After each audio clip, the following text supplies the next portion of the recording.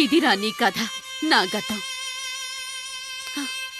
నిన్ను చదివించడం కోసం ఆయన మీ నాన్న జీతంలోంచి నెలకి 3000, 4000 కోసేసిచ్చేవారు. అప్పుడు ఆయన పడిన బాధ పగవాడు కూడా పడకూడదు. చూసావారా, దేవుడు లాంటి పెద్దయ్యని అనవసరంగా అనుమానించడం ఎంత పెద్ద తప్పు చేశావో అర్థమైందా?